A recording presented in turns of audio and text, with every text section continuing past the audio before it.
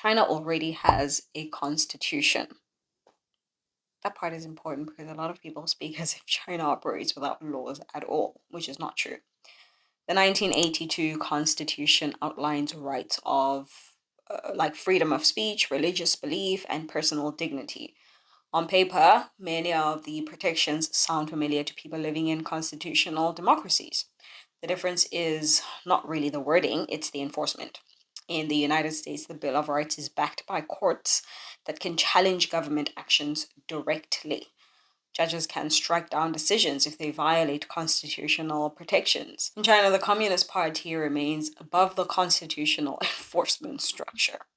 Courts generally do not function as independent constitutional referees in the same way. So rights exist, but they often depend on administrative interpretation rather than judicial protection. So that creates a system where the state can promise rights while still maintaining broad flexibility in how those rights are applied. Yeah. And honestly, that flexibility has helped China move very quickly in some areas.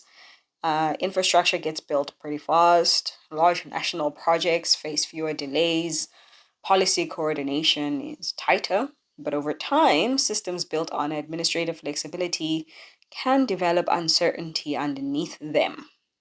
Citizens and businesses start wondering where the actual boundary lines are. What can be challenged, what cannot. What happens when a local official oversteps?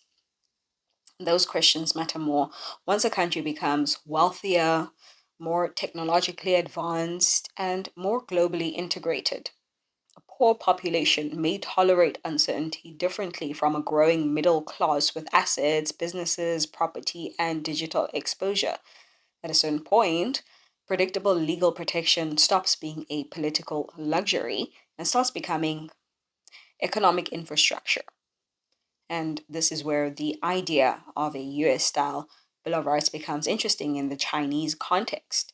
Not because China would suddenly become America now, that is unrealistic and honestly misunderstands how different these systems are historically and culturally. Because enforceable rights can stabilize complex systems. China's leadership already talks frequently about law based governance or Yifa Xinhua. The government understands that a modern economy needs predictable legal structures. Investors need confidence, entrepreneurs need confidence, even local governments need clearer boundaries sometimes because inconsistent enforcement creates friction inside the system itself, right? So, think about property rights. In some parts of China, local governments have seized land or interfered with businesses in ways that created public anger and economic uncertainty. Some of these cases became major controversies during the property market slowdown around 2024 and 2025, especially as confidence in major developers weakened and citizens worried about unfinished housing projects. A stronger constitutional rights structure could reduce that instability. It's not going to happen perfectly. No system eliminates abuse completely, but it creates more formal channels for resolving disputes before they spiral into social distrust. The interesting part is that this is not only about individual freedom in the Western liberal sense, it's also about state efficiency. Systems work better when rules are predictable.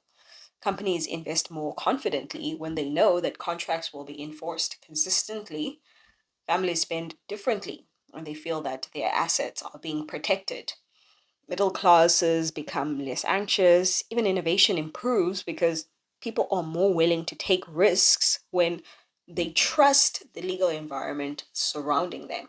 So, the argument for a Bill of Rights inside China is not necessarily ideological first, it's structural. The larger and more advanced the system becomes, the harder it is to run entirely through administrative discretion. There's also the issue of feedback. Every government needs ways to understand what is happening underneath the surface. In China, the petitioning system still exists where citizens bring complaints against local officials or unfair treatment, but the system often becomes overloaded, inconsistent, or politically sensitive. Complaints can escalate slowly until they turn into public anger. Sometimes local authorities suppress information instead of resolving the issue early. That creates a strange dynamic where the central government may not fully see problems until they become too difficult to contain. A stronger rights framework could actually improve governance feedback loops. And I know some people immediately hear free speech and assume total Western style political openness. That's probably not what would happen in China.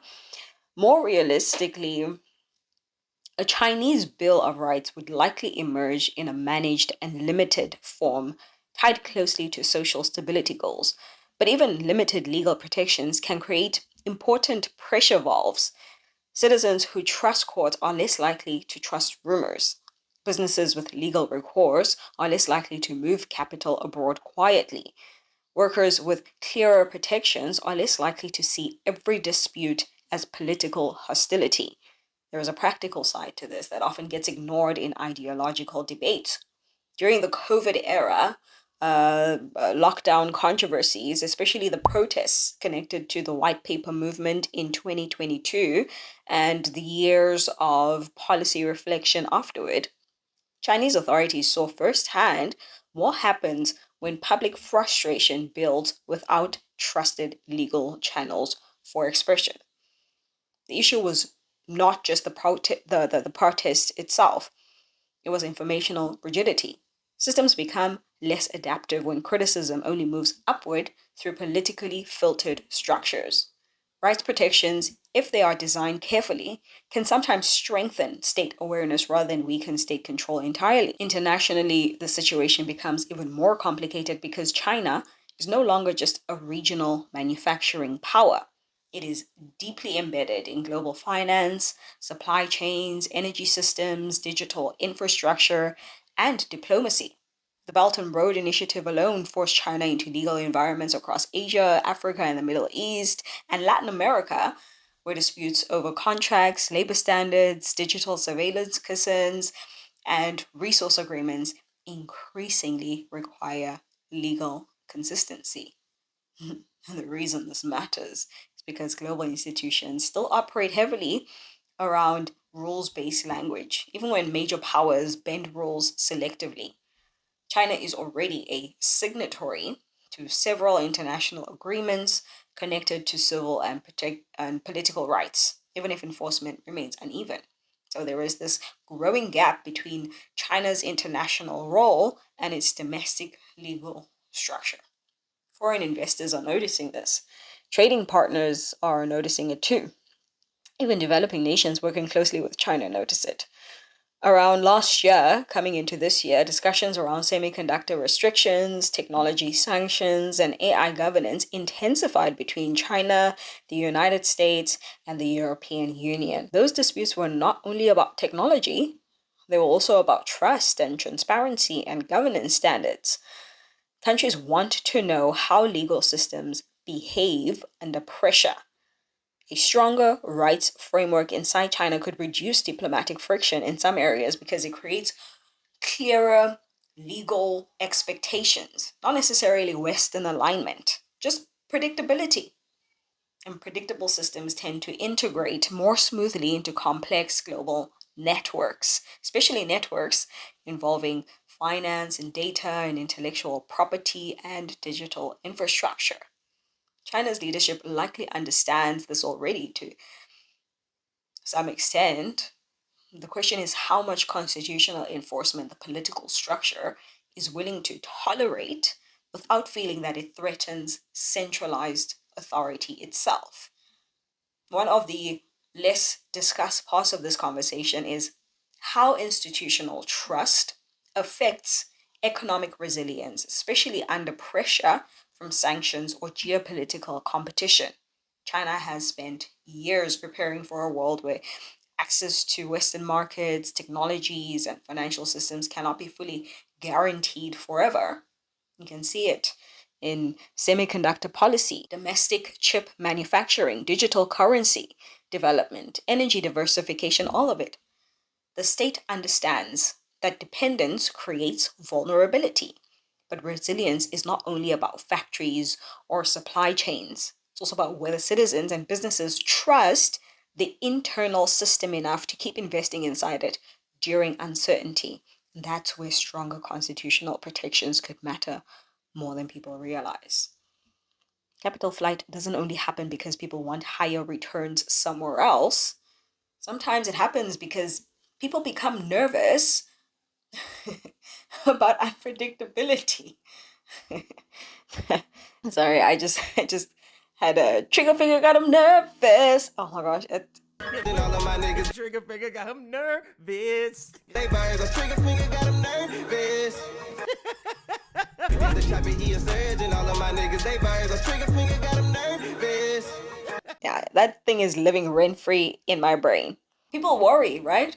That regulations can change suddenly or that political priorities can override legal consistency. We saw hints of this during parts of the regulatory crackdowns on major Chinese technology firms around 2021 through to 2025.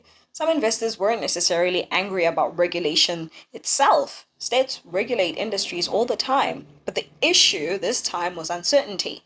Nobody seemed fully sure where the boundaries actually were. A stronger rights based legal framework could reduce some of that friction because businesses and developers and researchers and even local officials would now operate inside clearer constitutional expectations. Not perfectly clear, but clearer than now. And once a country reaches China's size and economic complexity, institutional predictability becomes part of national security. It's not separate from it. A stable internal legal environment helps absorb external pressure because citizens and companies feel less exposed to sudden administrative shifts during periods of geopolitical tension. And there's also a deeper tension underneath all of this involving global governance itself.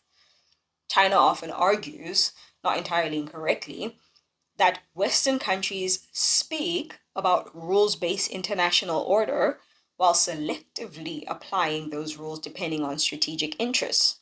A lot of countries in Africa, Latin America, and parts of Asia tend to agree with that criticism. They've watched sanctions applied unevenly. They've watched military interventions justified differently depending on who's involved. So, from Beijing's perspective, there is understandable skepticism toward adopting systems that appear heavily associated with Western political traditions. But over time, something more practical starts happening.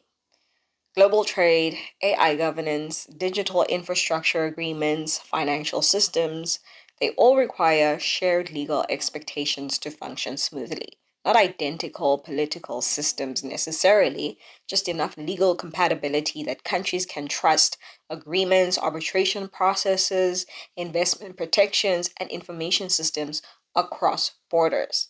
That's partly why discussions around AI regulation became more serious internationally around last year and this year. Governments realize that whoever shapes the legal standards around AI, data governance, digital identity systems, and cyber infrastructure gains long term influence over how the future economy operates. China knows this. The United States knows this. The European Union definitely knows this. So the conversation around rights inside China is not an isolated thing from global competition. It's connected directly to who gets to shape the legal architecture surrounding technology, trade, and international cooperation in the coming decades. Rights frameworks become part of strategic influence, not just domestic morality debates. And countries paying attention to long term systems already understand that. And by the end of it, the discussion stops being simply about whether China should copy a US style Bill of Rights. That framing is way too shallow. The more serious question is how advanced systems maintain legitimacy, stability, and adaptability once they become deeply connected to global finance and technology and governance networks. China's current model produced extraordinary economic growth and industrial capacity and geopolitical influence. Nobody serious denies that, but systems evolve. As populations become wealthier, digitally connected, and economically sophisticated, they usually expect more predictable protection from arbitrary power, whether that power comes from local officials, corporations, or even centralized administrative structures. Not necessarily Western liberal democracy in full, just clearer boundaries, more reliable recourse, and a stronger sense that the rules apply consistently. Because should AI systems, financial algorithms, digital surveillance infrastructure, and maybe global investment networks become deeply embedded in everyday life, legal ambiguity starts concentrating power very quietly in the hands of institutions managing those systems. That concentration may help efficiency for a while, maybe even stability, but over long periods, societies tend to demand mechanisms that balance institutional strength with institutional accountability. Otherwise, confidence erodes underneath the surface, even if outward order seems to remain intact. So, a Chinese Bill of Rights, if it ever emerged seriously, would probably not look American in tone or structure. It would reflect China's own political culture and priorities. The underlying pressure pushing toward stronger enforceable protections is not uniquely Western anymore. It's structural. Large technological societies eventually need more reliable frameworks governing how power moves through the system. And in the 21st century, the countries shaping those frameworks are also shaping who ultimately holds influence across the global order itself.